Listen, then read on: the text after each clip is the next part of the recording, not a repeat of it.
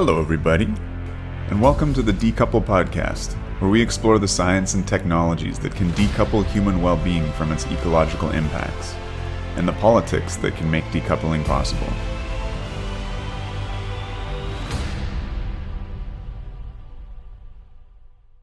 Welcome back to Decouple. Today I'm joined by Heather Hoff. Heather is a mother, a reactor operator, and a procedure writer at Diablo Canyon nuclear power plant in San Luis Obispo, California. Heather is also the co-founder of Mothers for Nuclear. Heather, welcome to the show. Hi, Chris. It's good to be here. So, Heather, as you know, and I'm sure as my listeners know by this point, I get this whole self-introduction thing going on, but I think a big part of this interview is just I'm super curious about your life and what brought you to where you are and to doing the advocacy work that you do. Because as a co-founder of Mothers for Nuclear, it's been really interesting just getting to know you through your work and the way that you engage with the world. I mean, you face a lot of people that come at you with a variety of different intentions. Some of them are pretty angry, and it's been really amazing just watching how patient you are and how kind you are, I think, really, and how willing you are to sort of engage and listen and hear out people's concerns, although I'm sure they're kind of concerns that you've grown to be a bit frustrated with. And I think that probably has to do a little bit with, who you are, how you grew up, and everyone loves a good origin story. So I'm super curious. I was just reading your bio on the Mothers for Nuclear site, and you talked about where you grew up and how you grew up, top of the world. So maybe let's start off that way. Get kind of, again, this whole interview I think is going to be pretty personal, but usually in the introduction I'm like, yeah, let's get personal. Tell me something that's not just your qualifications, but dive on in. Tell me about top of the world. Tell me about growing up.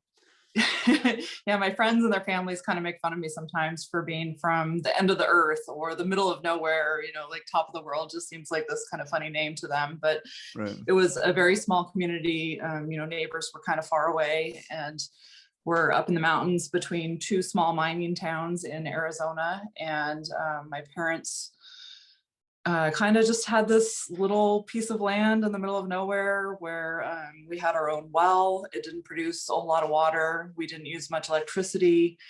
We didn't have air conditioning. In Arizona, it got pretty hot in the summertime.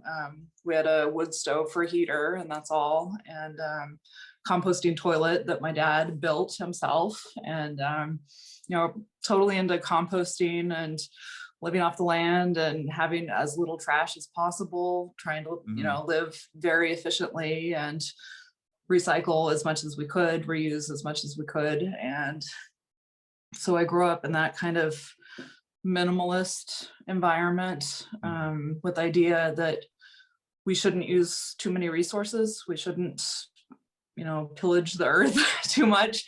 And I saw that firsthand a lot being in a mining community with copper mines, where most of our scenery around the city was, tailings piles, and in the wind, they would blow, and it's just like the air is yellow, and not a very pleasant place to be. So I was often, protesting new mines that were coming to the area with my parents, on the side of the road with picket signs. And it's funny because I didn't really think of myself as an activist, until quite recently, when Kristen, the co-founder of Mothers for Nuclear, she's like, oh yeah, we should do a march. Oh yeah, we should make signs. And I'm like, what is all that?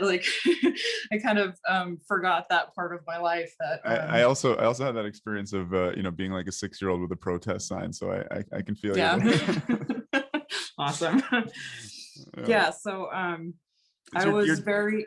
Sorry, no, you're so on this kind of I love the American Southwest. I'm imagining like slot canyons and just the color of the rock, and it's just a beautiful place. But your dad had like a workshop out there. He sounds like a really fun, eccentric guy. I know, like, when other people's parents are eccentric, like those other people can sometimes appreciate them more, or their eccentricities more. I'm sure there was probably times where you're kind of embarrassed, but you had apparently like school trips would come out to top of the world, and your dad had some crazy workshop there. Tell me a bit more about your dad and what he was up to. He called it his museum. It was called Irons in the Fire, and he would host classrooms of students a couple times, which were my own. And that was kind of embarrassing because, you know, if anyone had to go to the bathroom, they had to come up to our trailer and use the composting toilet that I mentioned earlier. And so that was kind of embarrassing. And yeah, he was definitely eccentric. He, lots of the neighborhood kids would come over and just hang out with him and help him work on stuff and ask him questions. And I was just kind of like, oh my gosh, why are they doing that? And now I really, you know, feel like I missed some opportunities in terms of spending time and appreciating him, because he did so much amazing, weird, like brilliant things. What's the weirdest thing? Was it like, I'm imagining kind of like a tinkerer or like little mad scientist or something. He blew glass and lit himself on fire a few times. He was always inventing stuff, making new tools, you know, specialized things to do this one thing that he wanted to do that no one else seemed to care about, but you know, something that he identified as like a little niche thing. And yeah, he was, you know, battling ants in the yard with vacuum cleaners and just like, yeah, using all kinds of interesting techniques to do things that I don't know, it felt like normal people didn't really have to do. Yeah. So yeah, sounds like a super interesting childhood. And you loved, I guess, just getting out in the desert and exploring, and like, did you enjoy that element, or like did you want to run away to the city, or like what was your No, not at all. I had no concept of city life really, and I enjoyed growing up atop the world. We had a lot of property, lots of big granite boulders. My sister and I would spend hours, you know, just combing the hillsides, looking for caves, sometimes finding Indian pottery and arrowheads. Wow. And yeah, other kinds of rocks, and, you know, avoiding rattlesnakes and javelina, and you know, just really experiencing nature and just being out in it a lot. You know, there wasn't a whole lot else to do. We didn't watch TV. And in fact, there's a really funny story from my 6th grade class. We were doing in our math, we were talking about bar charts, and we did a little survey of students in the class, and it was about how many hours of TV you watch per week. Right. And so like I answered mine, and I'm feeling all guilty because I'm like, oh my gosh, that's a lot. I feel really bad about this number. And then they put the bar chart up of like everyone's responses, and there was like this one way over here, and then everyone else. So I put 3 hours per week, and I was like, oh my gosh, that's a lot of TV. But everyone else had like 5-6 hours a day. And, yeah, that was one of the points when I realized that I was very different from a lot of my peers. Yeah, we didn't have a TV growing up for quite a while, so I can sympathize, being that awkward kid who didn't really know what had happened on The Simpsons that week. But yeah. Speaking of The Simpsons, in a really workaround way, so you went from like this childhood to being a reactor operator at Diablo Canyon, and we're going to sort of get to that. But what do you remember in terms of your attitudes growing up around nuclear?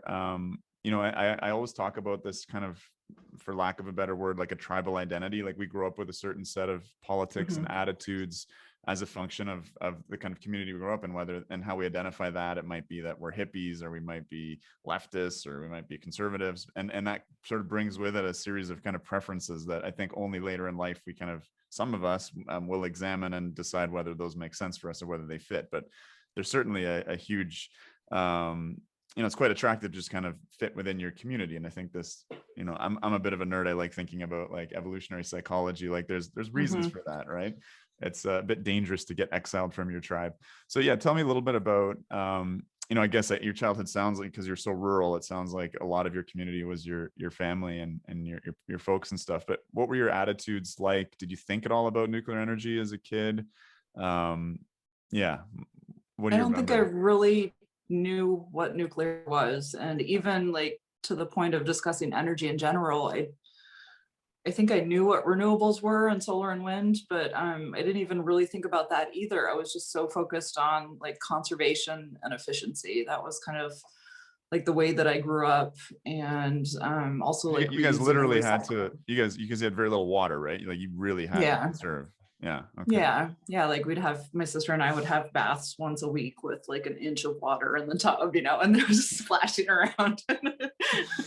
Oh man. Yeah. In your Yeah. article, you talk about your dad had like a watering can and he'd like give you a shower with, Yeah, when I water was in the super watering can. little. Yeah, that's one of my earliest memories of just being outside and getting sprinkled. So you were born though during TMI, 3 Mile Island. Did your mom tell you? I think she was saying that she was nervous about that, or that they were kind of. Yeah, that was much more recently, after I started Mothers for Nuclear. And I was actually on a podcast with NPR where the reporter wanted to talk to my mom. So she called her up and asked her, oh, like you were pregnant with Heather during this time.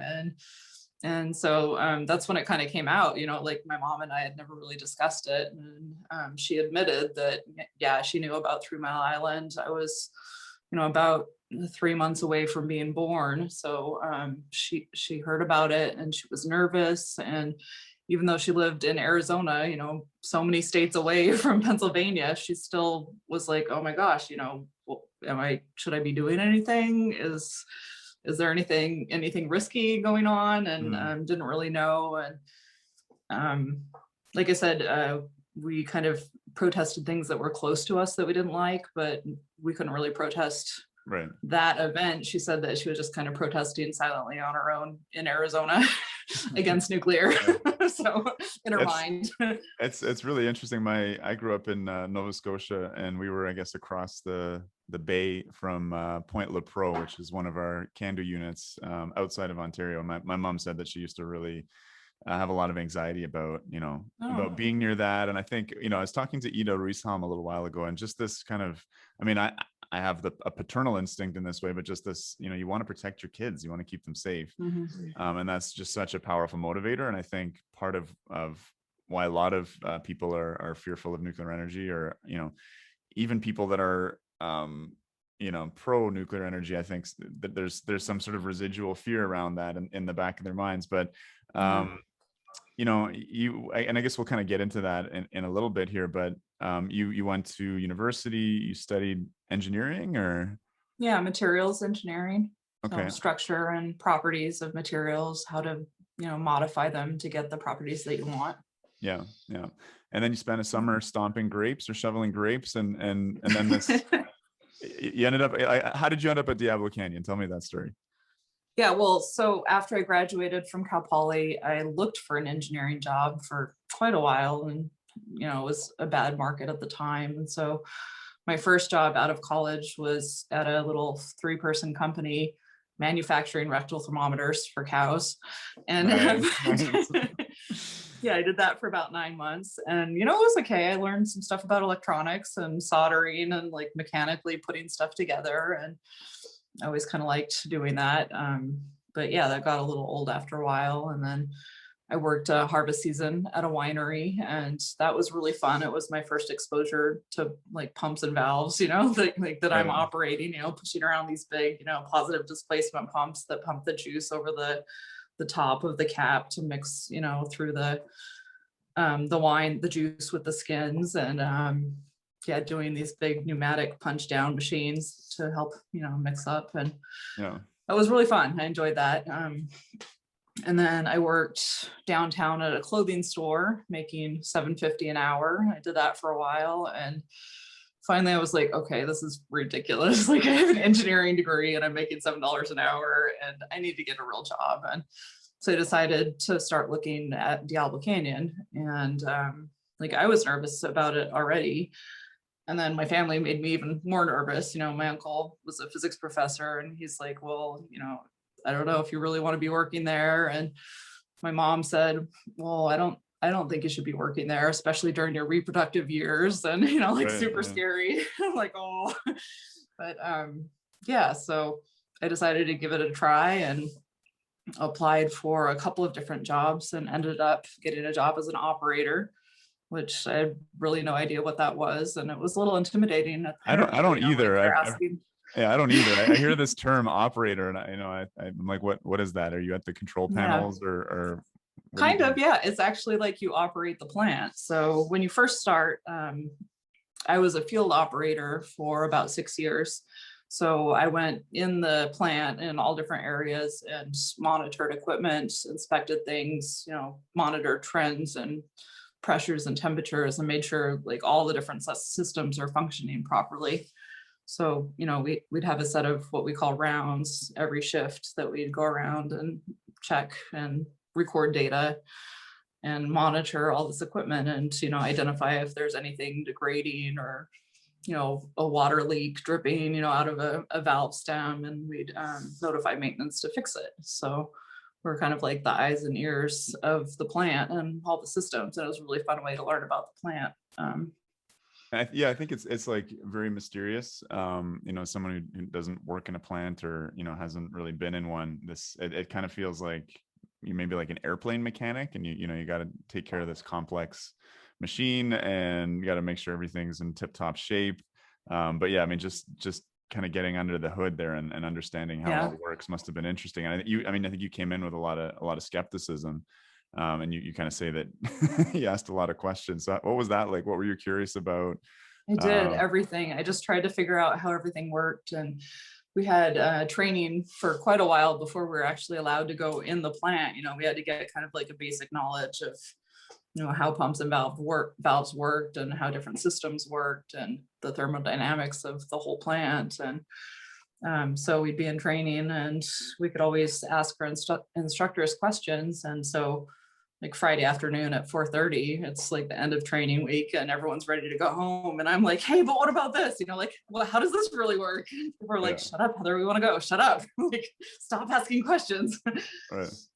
But yeah, I was just kind of eternally curious about all of it. And I really enjoyed. A few other people in class really liked getting out in the plant too and seeing everything. And it was fun to figure it all out. And eventually, I got to the point where I was really trying to answer all my questions about nuclear and ask all the things that seemed scary, like, are they actually scary? Should I actually be scared of these things? Or is it just, it sounds scary, but it's not dangerous, This is interesting. Like my uncle's also he's got a PhD in nuclear engineering. He doesn't work in the nuclear field. He's a mad scientist inventor. He's worked on like hydrogen fuel cells. He's built a bicycle powered reverse osmosis pump that was on a lot of the US Navy went in big on, I think, after the trauma of the Pacific War. They really liked the idea of having a freshwater supply that's available to shipwrecked sailors and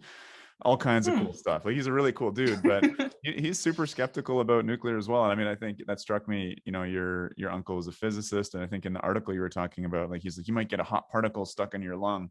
And people who are quite intelligent and knowledgeable about this field, that don't really understand the kind of consequence, like dosimetry and was that surprising to you? Or what were your conversations like with your uncle after that? Or it's still a little surprising how hard it is to kind of get through that layer of, like there's just kind of like a hard, like, I already know the situation and like not really open to considering a new point of view. So it's actually been quite frustrating with a lot of my family and close friends, that I feel like I haven't been able to change a whole lot of their minds. Like I'm reaching out like across the world and the continent. And right. I mean, what I found it, because this hot particle thing, like when you start thinking about nuclear energy and maybe if you become an advocate, like you end up having to do a lot of research because you're immediately needing to respond to, hundreds of different concerns and queries and things like that. And the hot particle thing, something, I'm a medical doctor, is something I was curious about.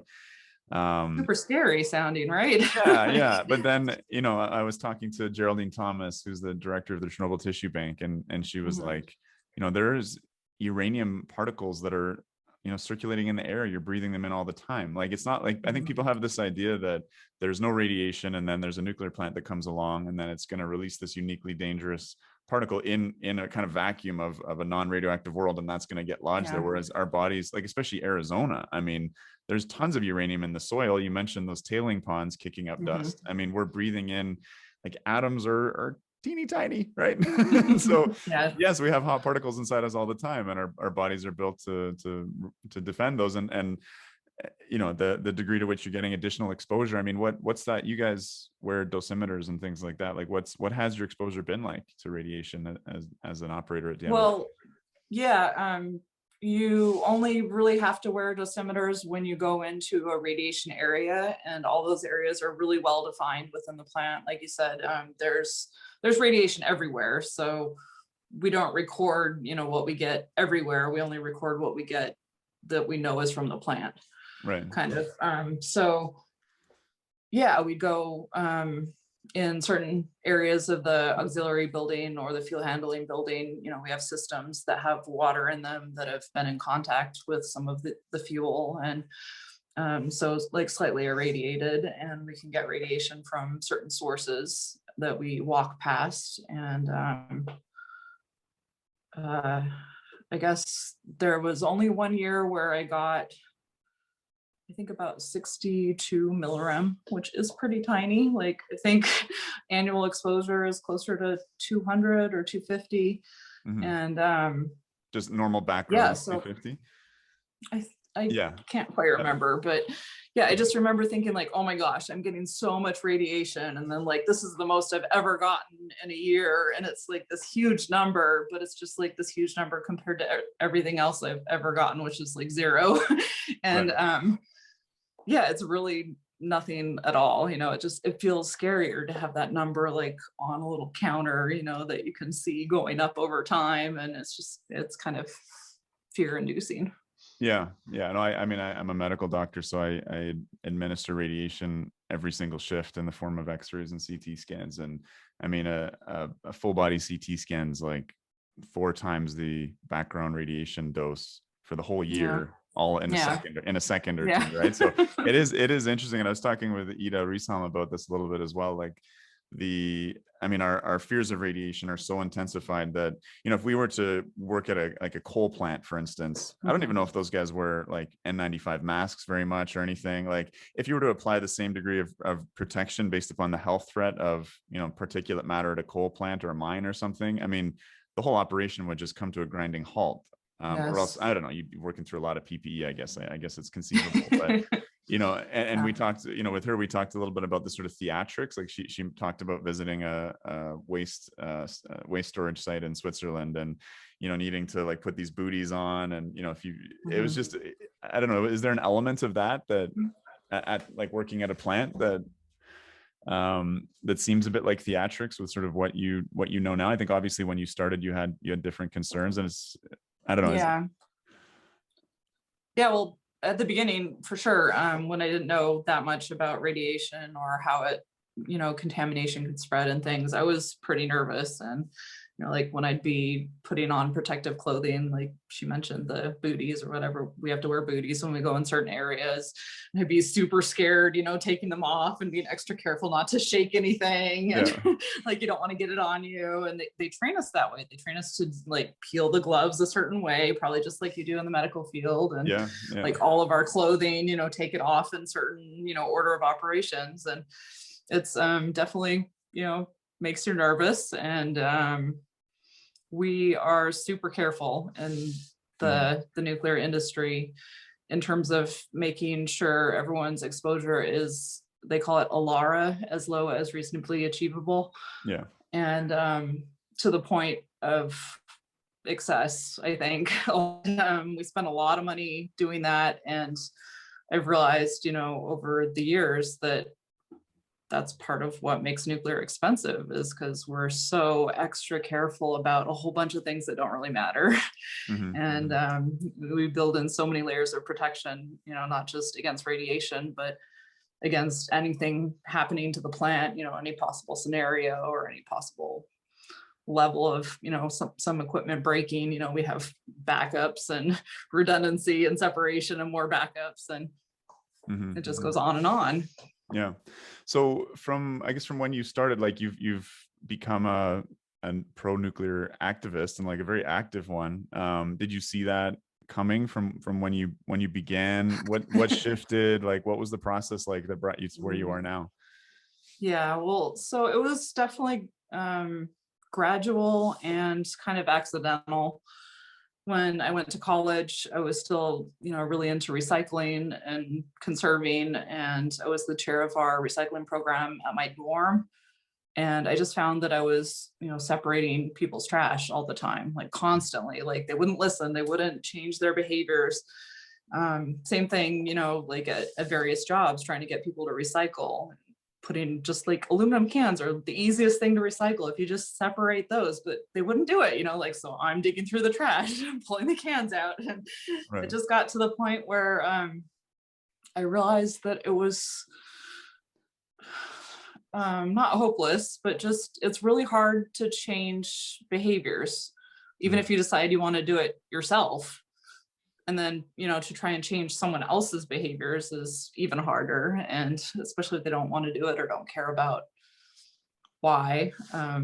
So I just got gradually more and more frustrated with the whole kind of environmental, like, what are we ever going to do if we can't change people to, have better habits? And so I went through college and then started at Diablo, and being pretty nervous at first and asking lots of questions. And I think it took about 6 years of working at the plant and asking questions, thinking about it, before I was like, oh, nuclear really aligns with my environmental values, like, surprisingly.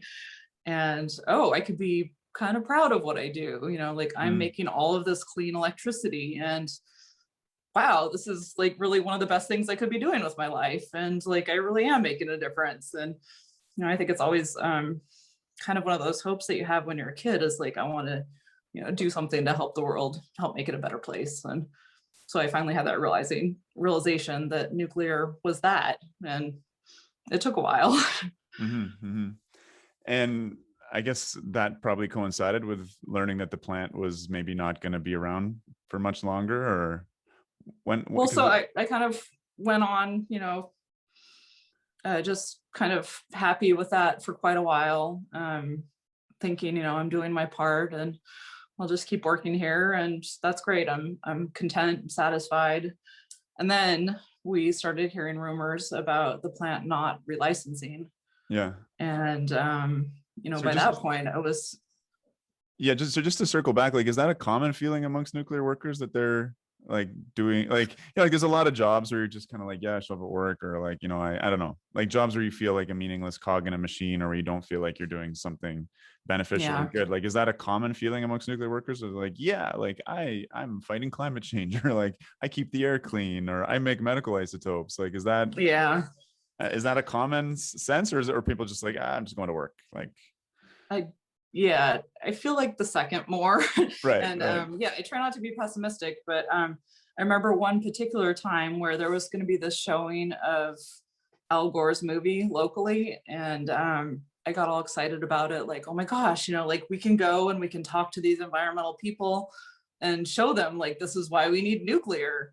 And so I sent out an email to my department at the plant, and they're like, what are you talking about? Like climate change, like, whoa. It was like this huge, like no one really thought along those lines at all. And I just realized it was a huge outlier.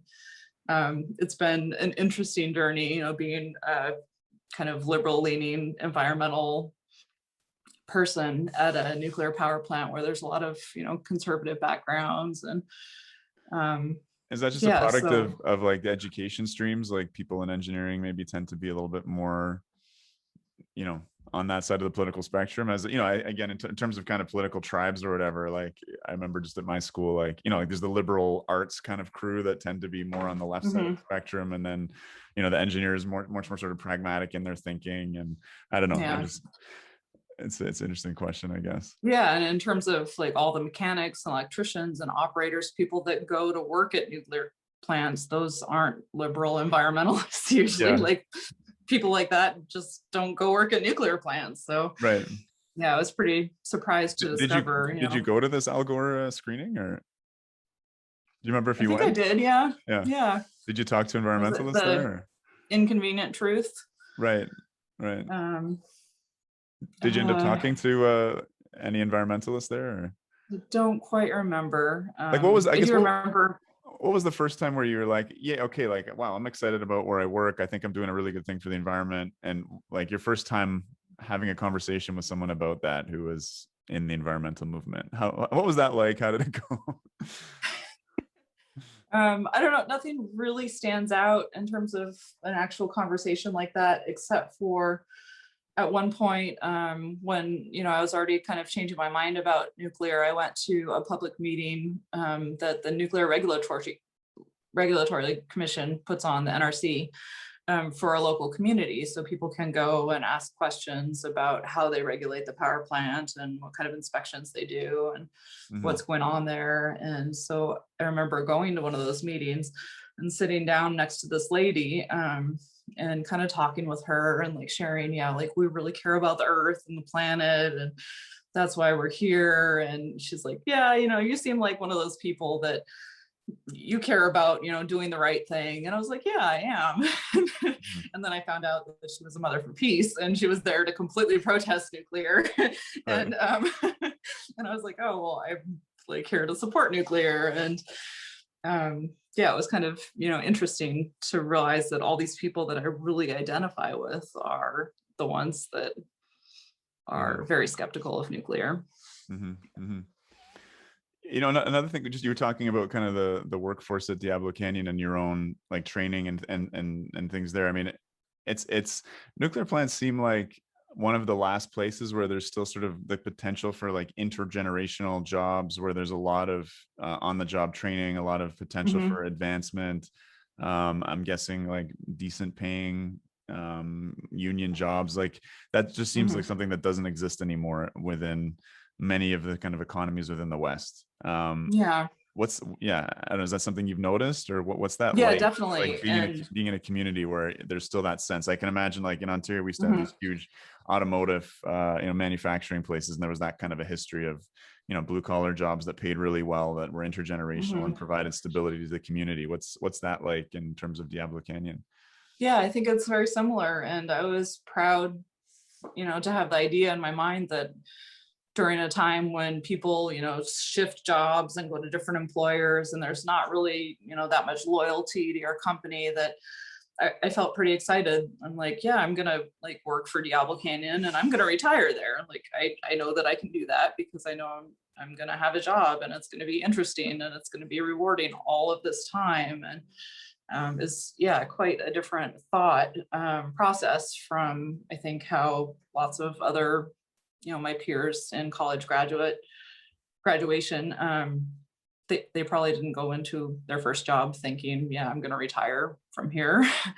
But so that was a pretty amazing opportunity to have that. And I think that's partly what made it all the more shocking to hear that the plant was going to shut down before I'm going to retire. And like, that doesn't make sense. And what's going on? And so what is going on? That's a pretty big question, I'm guessing. Oh, you want me to go? Yeah. Pregnant pause there. Yeah. California.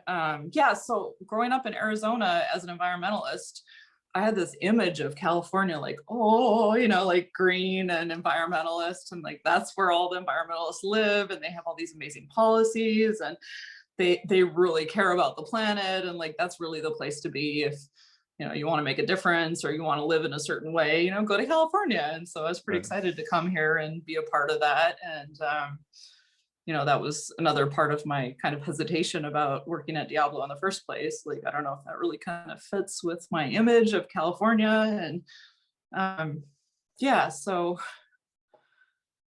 let's see, the more I learn about energy in California, the more disappointed I am in terms of kind of shattering that image of, California being the environmental leader. And now I feel like they're really kind of headed in the wrong direction in a lot of ways, especially their energy policy. And so you're part of my personal challenge, I guess, is like, how do I kind of turn that around and make it into what I think it should be? Right. And so like California used to have 2 nuclear plants, San Onofre, and we have Diablo Canyon still, but the plan is to shut the plant down in 2024, 2025. Yeah, that's when the operating licenses expire for Diablo Canyon. And Yeah, I mean, before that, there was a plant at Vallecito's. It was one of the first ever commercial nuclear plants built by Pacific Gas and Electric. So they used to be, a leader in nuclear. They had the Humboldt Bay nuclear plant also, which is undergoing decommissioning right now. And then San Onofre and Diablo, and yeah. Mm-hmm. Mm-hmm. Hmm. And so, so has the plant kind of reached its natural lifespan? It's been 40 years, or what's, there was the potential to relicense or extend the plant's life for another, how long? Like this is, from what I understand, is a very political closure. Yes. Yeah, it's different than what's happening kind of in the Midwest right now, with plants struggling to compete economically with, wind that gets tax production credits. So they get paid to put their electricity on the grid, whether it's needed or not. And kind of all these, market structures that are making nuclear not seem economical. It's very different in California. Diablo is a big money maker, and we make electricity for like really cheap, really good prices. And it's a good, investment for the company. The plant's paid off already. And in terms of relicensing, we were planning to relicense up until pretty recently. So lots of the work has actually already been completed. About 98% is already done, all the work, all the financial investment, and it would take very little to actually get a new operating license for another 20 years. Wow. So the plant's, ready to go. We've, kept on top of upgrading equipment and maintenance, and all our systems are, pretty amazing. And what's the motivation? Why does California, I mean, so like what I hear about California is, like you said, there's this reputation that they're a very kind of environmentally leading entity, that, there's all these new plans that new buildings will have to be kind of all electric in terms of like heating, cooling, even cooking. There's a real drive to sort of drop emissions, but and you're going to need a lot more power to do that as we electrify everything. But at the same time, we're shutting down, what is it, 7 or 8% of the state's energy? Yeah, about 9. Yeah. And that's not just the percent of the clean energy, that's the percent of total energy in the state? Correct. Yeah. Wow. It's our largest single source of clean energy in the state. And yeah, it seems quite ridiculous to even consider that we don't need Diablo, which has been, one of the reasons that's kind of spread around, and not really true. Yeah. My company, which I'm not representing at all right now, I'm just speaking on behalf of myself, but Pacific Gas and Electric Company, one of their talking points when they said, we're going to shut down Diablo Canyon, it's because we don't need their electricity.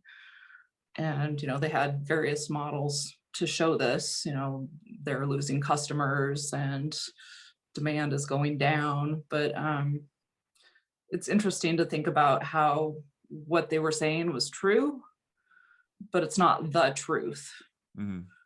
Like, they can make that statement like, yeah, we don't need the power from Diablo, but California obviously needs more clean energy. They're saying as a company we don't need it, but the state does. Yeah, so that's misleading to a lot of people, and people that don't like nuclear have really just glommed onto that, like, we don't need Diablo's power, like they say we don't need it. And it's been very misleading and disappointing to hear them say that. So let's shift gears again and talk about Mothers for Nuclear, which is this group that you founded. I founded a couple groups recently, Doctors for Nuclear Energy and Canadians for Nuclear Energy, and it was very interesting, like choosing the name, right? Because there's just kind of a temptation to, I don't know, maybe dodge or weave a little bit, and like, should we put nuclear in the title of the group, right? Like, should we be a pro-nuclear organization with a name that is more vague, right, to try and draw more people in? And in both circumstances, I was like, no, I think it's very important that we kind of come out of the closet a little bit here and say what we're about. And we're not, yes, we're about sustainability and clean air and health and everything else, but the vehicle that we see for getting there, a really important vehicle, or something that we think needs to be fought for, is nuclear, which is super bizarre, because like, I did not, I've been a activist around like refugee health issues, indigenous issues, and that I'm now spending a lot of my time advocating for a sector or a technology is completely bizarre to me. So tell me about that decision to found this group and, to name it that way. Like what catch me up on Mothers for Nuclear. Yeah, Kristen Zaitz and I had exactly that same conversation about like, oh, maybe we should be Mothers for Sustainability or Mothers for Clean Energy. And, like we had all these other ideas and we came to the same conclusion. Like, we don't want anyone to feel misled that we're advocating for nuclear. We want to say that straight out and we want to bring attention to it. And I think it's been a really good choice because people notice it. They're like, wait, your mother's for nuclear? we didn't know there was such a thing. Like, oh my gosh. So it generates attention. And I remember one of the first interviews we ever did was for Climate Wire, and the guy interviewing us, kind of said, oh, well, your group is Mothers for Nuclear, is that correct? And I was like, yeah. And he's like, hold on a second. He was like, kind of like, I heard some shuffling. He's like, everyone in the office is laughing. I was like, it was just such an unheard of thing. Right. So we started out when we heard the plant was not going to relicense. We heard about that issue originally from Michael Schellenberger, and he started a group called Save Diablo Canyon. And when we first, heard of that, we're like, why does Diablo need saving? What's going on? We didn't really know. So, we got some more information from him, and we talked to a lot of coworkers, and we kind of started gearing up under the name Save Diablo and doing some advocacy that way with our unions. And eventually, when the joint proposal came out, that was the agreement between Pacific Gas and Electric Company and IBEW and a few other environmental groups locally, the NRDC and Environment California. And all these groups said, oh, well, we agree that we want to be deliberate in replacing Diablo Canyon. So we'll allow it to keep operating to the end of the license, but we want PG&E to agree to not relicense it. So that was the joint proposal. We want to get off nuclear eventually, but we don't want to replace it with fossil fuels right now. We want to replace it with clean energy. Right. So that was the agreement, and part of it involved extension of a permit that we needed for operating our intake and outfall systems on the coast. Right. And that permit was approved, I guess, or owned by the State Lands Commission. And at the time, Gavin Newsom was one of the commissioners on that State Lands Commission, and he wanted to use the closure of Diablo Canyon as a political tool to get elected as governor. It's kind of like his proud thing, like, yeah, I shut down Diablo Canyon. Wow. So you should vote for me. So now he's our governor. It's so puzzling, this obsession with trying to replace clean energy with clean energy in the midst of a climate crisis. Like, we have the same issue up in Ontario where, we have an organization called the Ontario Clean Air Alliance, which is bizarrely named, but I think their primary agenda is the Ontario Anti-Nuclear Alliance. But they want to replace Ontario's nuclear output with hydroelectricity from Quebec. Right now, hydroelectricity from Quebec is mostly going to New England and replacing coal and gas there. But again, there's this, it's just, the hatred for nuclear is so strong that it's, and I think people realize, okay, well, it actually is, zero emissions. So we got to try and replace it with something green.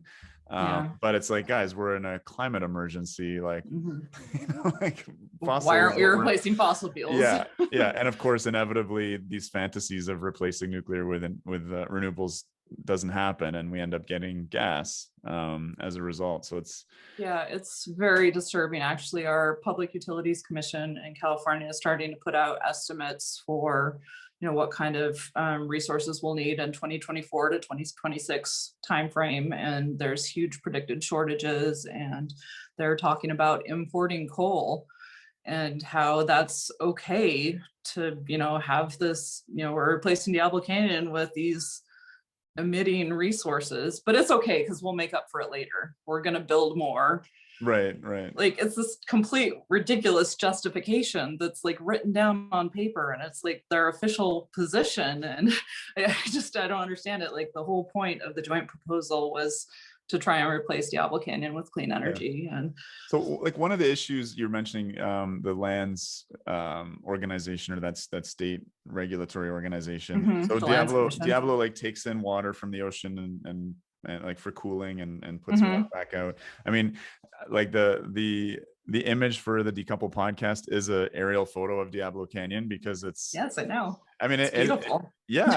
It's like, I mean, there's this whole sort of like nuclear advocate subculture where it's like that's nuclear plants are actually really pretty. Like it's funny. Like I think renewables advocates probably feel the same way about their like wind turbines and solar panels. And I remember driving through Ontario where we had a big sort of build out of renewables, and I've never really liked seeing like industrial infrastructure all across landscapes, but I was like, well, this is the price to pay for dealing with the climate, and we have to deal with that, so okay, I guess I'm okay with it. But you start to kind of get an aesthetic for nuclear plants where you're like, oh my God, like this, like we have a nuclear power plant near Toronto that basically powers the entire city on the area of a small, like a college campus or something like that. I mean, that includes all the fenced in areas, like the actual buildings. It's insane, right? Like I'm trying to think of like what to compare it to, like a small mall, like a shopping mall of a land footprint. And then obviously, I mean, Diablo Canyon is like situated in this like looks like a national park or something, right? Like it's just a few buildings on this beautiful coast. And I mean, and you see like whales breaching from your office window and things like that. Like what? Yeah, definitely. The idea of renewables, that infrastructure being beautiful, I think comes from like the idea of renewable energy is a beautiful idea. And so when you see things that can deliver that, I think it kind of like brings up that idea of beauty. And so people like us that, now we know how much clean energy nuclear can make, that like pretty much any nuclear plant, I'm like, oh, that's so pretty. But yes, Diablo Canyon on top of that, like has whales breaching in its foreground. And it's pretty amazing. We don't have whales here. I mean, I was interviewed by our national, like our NPR, and they were like talking about like the hulking huge nuclear plant, near Toronto called Pickering. And it was like, I mean, like you can't see it because it's like far away from the highway and it's surrounded by, a bunch of green space.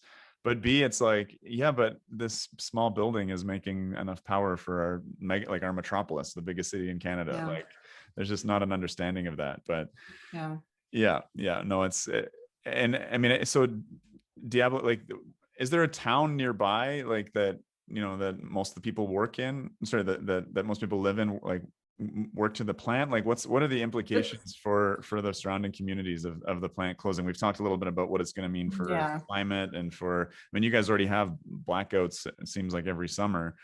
And last summer we did, yes. And that was okay, bad. Maybe I'm exaggerating last summer. And I mean, there was that issue with there being so much smoke in the air that the solar panel efficiency, I mean, there's basically no solar output because in many areas because of the smoke.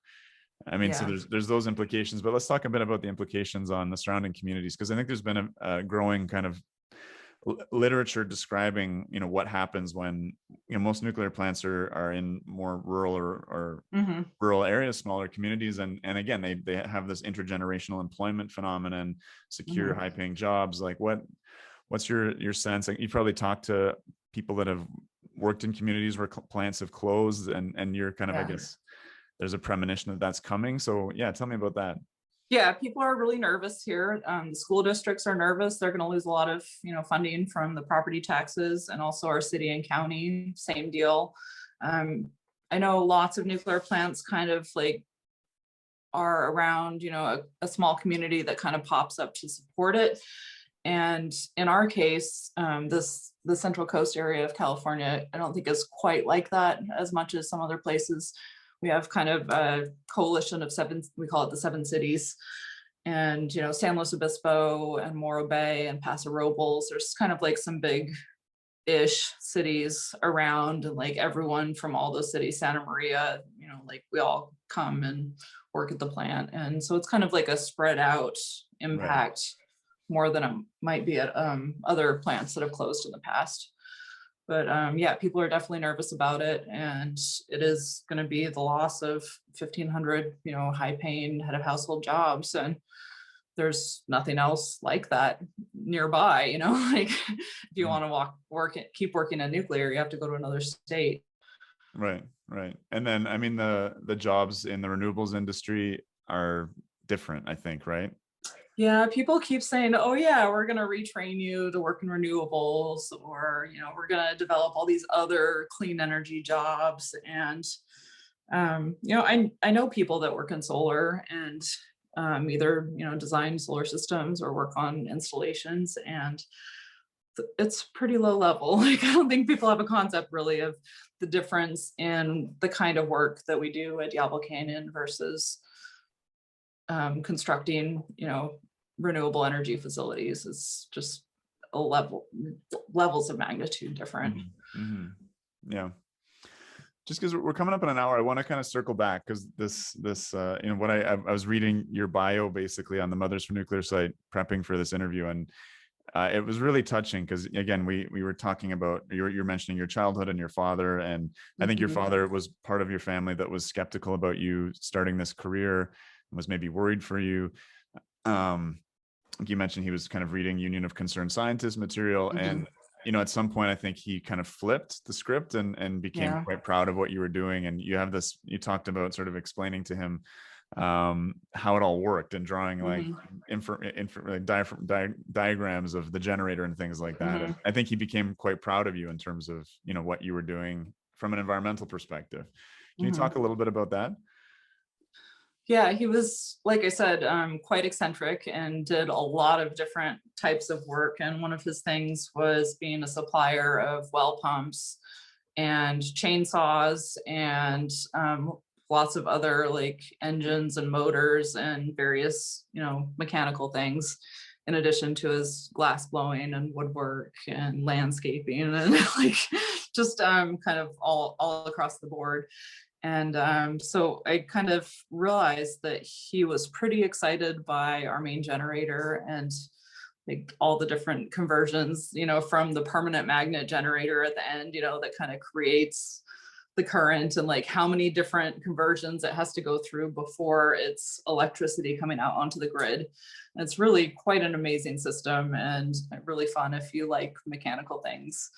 To think about how all that works and how big it is and how much power actually comes out of it. It's just kind of mind-boggling. And as an engineer, I love big stuff, and that's been one of the funnest things about Diablo when I first started working there, is just like I get to go crawl through a pump, and like you get to go, to the top of the containment dome, and like you can see forever. And there's just so much big stuff there, huge cranes, with these hooks that just like so just lots of really cool stuff. And so he kind of started getting interested in those mechanical things, and I'd explain them. And then I think eventually he just kind of started realizing like it's not just a love of the mechanical things, there's a purpose to it, and that's why Heather likes it. And so I think he definitely started thinking of it differently. Yeah, I've got a 2-year-old, and I'm just thinking about, like, as life progresses and as you become a parent and as your kids start, outpacing, what is it, like when the student outpaces the master in some degree, right? And like that moment when your kid starts to teach you stuff. Or like I remember when my 2-year-old sang me a song, like I'd always sung him songs and he sang me a song. And it must be like very interesting that sort of, you explaining stuff to this tinkerer and this kind of inventor, and that kind of respect that developed. But I think what really touched me was you were mentioning kind of as like he developed dementia, and one of the things that you could still sort of connect on, or that would link you guys together, would be like, yeah, he still had that mechanical leaning, all the way up tell to me the about the very end. generator again, right? Yes. Yeah. Wow. I want to hug you, Chris. Yeah. It's definitely something that has connected my family, my immediate family, more and more. My sister's been very supportive of my efforts too, although she doesn't really know a lot about nuclear. She definitely wants to help and, help spread the message. And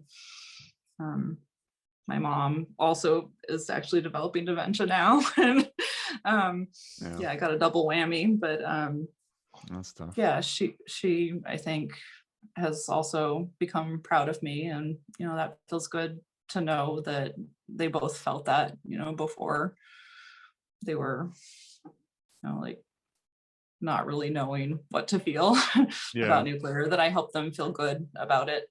And about what you're doing. Yeah. Okay, Heather, I mean, there's so much more to talk about. I was wanting to chat with you about your trip to Fukushima. Oh my gosh, so much. Yeah, I think maybe we'll have to have you back for some more, but now that the listeners are a little more acquainted with you and your life story, I think this is probably a good place to end it. So thanks again for making the time. Super fun. For sure. Yeah, let's do it again. All right, we'll talk soon.